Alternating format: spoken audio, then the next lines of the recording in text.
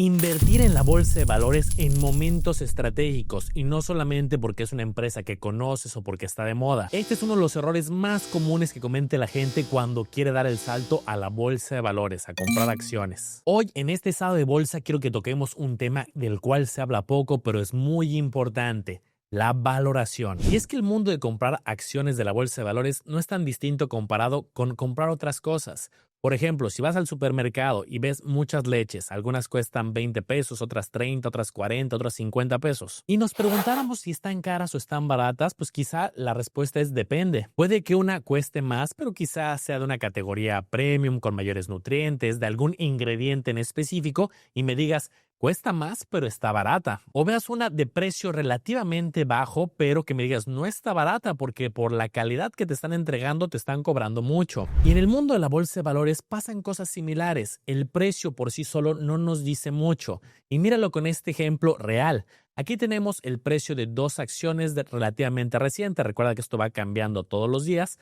De la empresa AutoZone cuesta cerca de 70,000 pesos una acción, mientras que Ford 250 pesos. Y con esta información no podemos decir, Ford está barata y AutoZone está cara. Y entonces, así como nuestra analogía de leches, te tienes que meter a revisar con detalle las características, los ingredientes, la marca, el estilo. En las acciones también tenemos que revisar los datos, incluyendo indicadores de los múltiplos de valoración. Esto nos va a ayudar a comparar la acción a lo largo del tiempo frente a sus competidores y utilizaremos métricas de la empresa, sus ganancias, sus ventas. Entonces, a partir de ahora vamos a sacar de nuestra mente que el precio que esté cotizando en el mercado es un indicador de que esté barata o esté cara. Más bien puede que haya algunas que su precio es más accesible a los bolsillos porque cotiza a un precio relativamente menor, pero eso no quiere decir que esté barato. Te va a encantar este video que es parte de nuestra serie curso de los sábados de bolsa. Ya es sábado de bolsa con el tío Manolo. Y antes de ponernos un poco más técnicos, es importante tener en mente algunos conceptos básicos que seguramente ya conoces, los vamos a repasar y si no, no te preocupes, los vamos a ir explicando paso a paso. El primero de ellos es la capitalización de mercado, market capitalization. En pocas palabras, el tamaño de la empresa.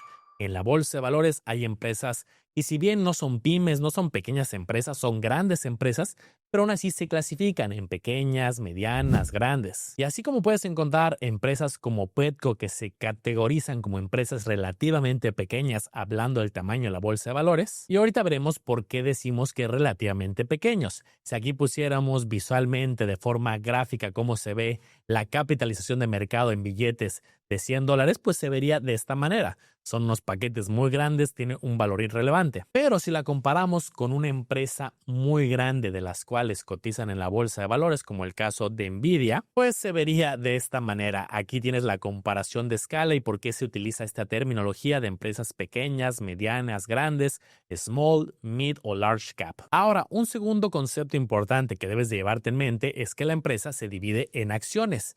¿Pero en cuántas? No es lo mismo que una empresa estuviera dividida en 10 acciones a que estuviera dividida en 100, en 1000, en 1,000,000, en 20 millones. Esto también va a influir en el precio. En la analogía que estamos viendo aquí en pantalla de las pizzas es en cuánta rebanada se partió. Hay empresas que tienen muchas acciones, entonces, por lo tanto, al dividirse en tantos pedacitos, el precio es relativamente bajo. A diferencia de otra empresa que no se divide en tantos pedazos, la acción puede tener un precio mayor. Y hasta aquí todavía no nos dice nada de si está barato o si está caro, simplemente en cuántos pedazos se está dividiendo. Entonces, esta puede ser una posible razón de por qué vemos algunas acciones con precio muy dispar, algunas que cotizan relativamente a precios asequibles y otras que dices, esta acción cuesta 8,000, 20,000, 30,000, 50,000. Sí puede ser que la empresa haya crecido, sus ventas, sus utilidades y por lo tanto también el precio de la acción haya crecido, pero también puede ser dependiendo de en cuántos pedazos se partió la empresa. Con esto ya te estarás familiarizando con dos conceptos muy importantes: market capitalization o capitalización de mercado, el valor completo de la empresa a mercado. Y si nos vamos al precio de la acción, pues depende también en cuántos pedazos está partida. Entonces, a lo que venimos, tengamos nuestra clase introductoria de múltiplos. Y te puedes dar cuenta que algunos son más utilizados que otros, pero muchos analistas utilizan varios. No solamente basan su información en un único indicador, sino combinan varios de estos. Uno de los más conocidos, y ya lo veías, de los más utilizados, es el indicador PER, Price to Earnings. Al final es una simple división. ¿Cuánto estamos pagando, el precio pagado por acción, entre las utilidades por acción? ¿Cuánto pago por las utilidades que recibo? Y fíjate lo valioso que está juntando este indicador. ¿Cuánto estamos pagando en el mercado por las ganancias que genera la empresa? Imagínate que estuvieras pagando mucho por una empresa que genera muy poquitas ganancias, pues este indicador no lo haría ver. O al contrario, que estemos pagando relativamente poco por algo que genera mucha utilidad. Ya sabes que a mí me gustan las analogías. Si llega contigo un amigo y te dice, oye, te voy a vender mi puesto de tacos, cada año genera ya de ganancias, descontando todos los pagos, 120,000 pesos. Y te lo venden en 1,200,000. Tú ahí que podrías decir, ok, si mantengo las mismas utilidades durante los próximos años, con ese 1,200,000 que estoy pagando, en 10 años estaría recuperando mi inversión. Entonces, aquí como estamos comparando estas dos variables, ¿qué precio estoy pagando? 1,200,000.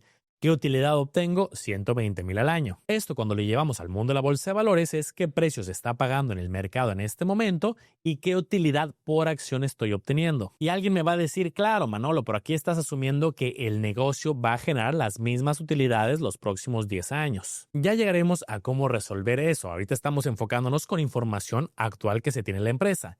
Entonces, en nuestro ejemplo, estamos teniendo un múltiplo price to earnings, cuánto estamos pagando por las utilidades que obtenemos en este negocio de tacos de 10. Me lo venden en 1,200,000, yo recupero de ganancias 120,000 cada año, 10 veces. Y este estudio me pareció bastante interesante. Analizaron las empresas que pertenecen al S&P 500, las 500 empresas más grandes de la bolsa de valores, y ¿qué hicieron? Revisaron cuál era su múltiplo price to earnings y luego lo compararon con el rendimiento anual que tuvo en los 10 años siguientes. ¿Y que encontraron? Que aquellas que tenían un precio-utilidad, price to earnings, más bajo, tuvieron un mejor desempeño en los próximos años. Y caso contrario, aquellas que tenían un price to earnings alto, tuvieron un desempeño menor en los próximos años. ¿Te das cuenta lo poderoso que son este tipo de indicadores de evaluación? Por supuesto va a haber casos atípicos, casos muy específicos, pero aquí estamos hablando, incorporando la evaluación, algo que esté caro, algo que esté barato. Y de hecho, este análisis se puede hacer por nivel acción, por nivel sector, nivel industria, nivel ETF, nivel la bolsa completa. Una de las lecciones o dificultades que te vas a enfrentar cuando empieces a utilizar este tipo de indicadores es que cada empresa, cada sector, cada industria suele tener niveles distintos. Luego no son tan comparables. Podemos ver aquí empresas tecnológicas, empresas de consumo y cómo su número es muy diferente. Tenemos un 10.3, 20.9, 30.2 y 40.4 en estos ejemplos de Kraft, Procter & Gamble, Google y Reddit. Pero aquí no acaba la cosa. Quiero que entendamos con mayor profundidad qué es lo que hace que este indicador sea mayor, sea menor y qué señales nos puede llegar a dar. Pero antes, no te olvides de apoyar con tu manita arriba. Recuerda que estamos en un curso gratuito y que hay un reto básico para que continúen las clases. Si el video llega al menos a 1,000 manitas durante la primera semana de publicación y 100 comentarios de personas diferentes, continuamos con más clases.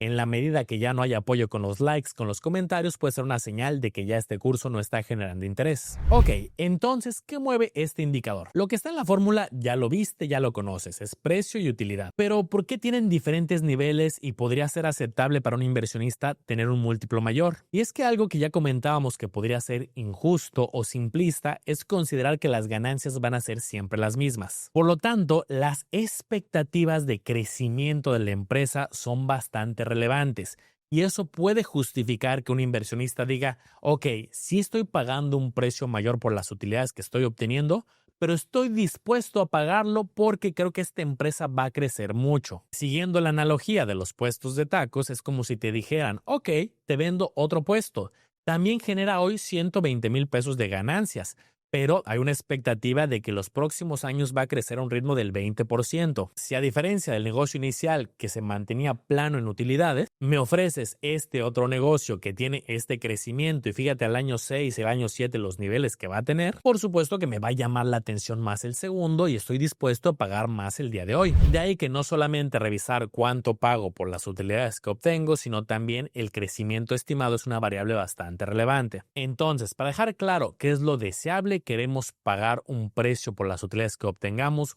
justo o de oportunidad que sea bajo. Y como lo veíamos, hay cierta evidencia histórica, ya sabemos que el pasado no garantiza el futuro, pero nos ayuda a entenderlo, que niveles bajos de price to earnings se pueden asociar a mayores rendimientos potenciales futuros, pero también hay excepciones. También hay que ser cuidadosos, ya lo platicaremos, donde un price to earnings bajo puede estar justificado y no necesariamente es una oportunidad. Otro factor importante de este tipo de indicadores es la predictibilidad. Hay empresas que tienen ingresos, utilidades relativamente estables, que si bien tienen alguna ciclicidad, podemos ver que son más predecibles en cuanto a su comportamiento. Retomando el ejemplo de AutoZone que lo mencionamos desde el principio, observa los beneficios netos a lo largo de los años. Si bien puede tener cierto comportamiento con ciclicidad, podemos ver que hay una tendencia más estable, más predecible. Comparado quizá con otro tipo de negocios como aquellos asociados a la extracción y manejo del petróleo, del gas, que puede tener ciclicidad tanto la empresa como el mercado. Observa para el mismo periodo que estábamos viendo para AutoZone, pero ahora con Exxon el comportamiento de las utilidades netas. Aquí se ve mucho más clara la tendencia, los ciclos, momentos incluso negativos, recuperaciones. Observa, por ejemplo, el comportamiento del indicador Price to Earnings de ambas empresas a lo largo de los últimos años. Si bien los dos se van moviendo porque dentro del indicador tienes el precio, que es una variable que va fluctuando todos los días, la utilidad la vamos descubriendo cada trimestre, pero sí puedes ver que de color verde te pongo el de AutoZone, se ve un poco más estable, y de color naranja te pongo el de Exxon y podemos ver que hay mayor fluctuación. Ahora bien, hay sectores que históricamente tienen un price to earnings más bajo, algunos otros mucho más alto. Por mencionar algunos ejemplos, históricamente y en los últimos años, sobre todo el sector tecnológico, se ha caracterizado por tener un indicador price to earnings mucho más alto. Sectores como energía, finanzas, suelen estar abajo de la tabla. Entonces, si bien es un indicador muy poderoso, ya viste que no lo podemos revisar de manera aislada. Hay que revisar cuáles son los niveles históricos, los niveles aceptables del sector, de la competencia, incluir otros factores como el crecimiento. Y ojo, también hay indicadores que pueden ser más apropiados para ciertos sectores, cierto tipo de industria. No será lo mismo una empresa, por ejemplo, que ya sea una empresa madura, que constantemente está generando utilidades, a comparación de una que quizá está en una fase inicial. Y como te diste cuenta en la tabla anterior y otras que hemos usado en este video, hay muchos indicadores distintos. Algunos están relacionados con las utilidades, otras con las ventas, el valor contable, pero algo que te puedo adelantar es que no existe un indicador único que ya mágicamente nos dé el panorama completo de la empresa. Por ejemplo, alguien podría decir, oye, de acuerdo a este indicador, ¿está barata esta empresa? ¿Estoy pagando un precio relativamente barato de mercado por las utilidades que genera? Creo que aquí hay una oportunidad, pero quizá no estás observando que en ese indicador no está incluida la deuda. Por ejemplo, Aeroméxico, cuando en el 2020 se declaró en bancarrota,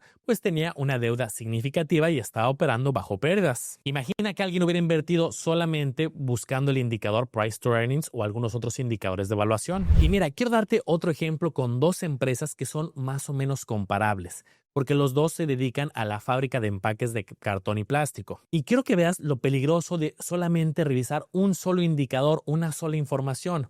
Si yo solamente me enfoco, por ejemplo, en el crecimiento de sus ventas y busco algún indicador que refleje este crecimiento, pues una crece el 10% y la otra el 7%. Con esta información y aislando todo lo demás, podría decir, pues claro, quiero la empresa que crece al 10%. Pero quizá digo, no solamente me voy a basar en ello, voy a revisar también el nivel de deuda que tengan. La empresa que crecía menos tenía una deuda total al momento de grabar el video y con esta fotografía de $2,770 millones y generaba para un periodo de utilidades netas 805 millones. Es decir, se tardaría 3.4 años de utilidades para pagar su deuda. Esto con información al cierre del 2024, es solamente un ejemplo. Nos vamos a la empresa que crecía más. Tiene una deuda total de 15,300 millones y para ese periodo generó de utilidades netas 510 millones.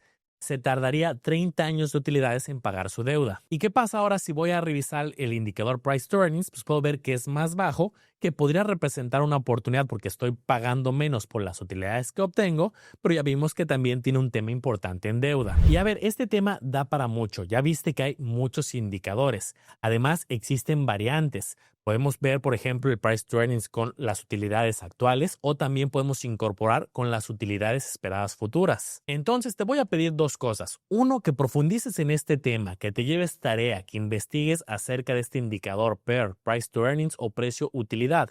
Dos, que si te gusta este tipo de videos un poquito más técnicos, apoyes con tu manita arriba. Yo voy a estar viendo el conteo de likes, de comentarios de los próximos días para ver si lo vamos complicando un poquito más, vamos metiendo variantes, explicamos muchos de los otros indicadores de evaluación que existen. Y como te decía, recuerda que esto es un arte, no todo es blanco y negro, este indicador es alto, es bajo, es sobrevalorado, subvaluado, hay que revisar mucho más información. Y va una pregunta también para aquellos que sean intermedios avanzados, ¿qué tipo de indicador o método de evaluación es el que tú utilizas? Déjalo en los comentarios para que también los que van empezando puedan observar otras metodologías que utilizan otros inversionistas, otros ahorradores, otros miembros de la comunidad. Nos vemos en el próximo sábado de bolsa y gracias por acompañarme para seguir haciendo grandes las letras chiquitas de las finanzas. Espero te haya gustado este review informativo. Recuerda analizar y comparar muy bien porque tú serás el único responsable de tomar una decisión bien fundamentada.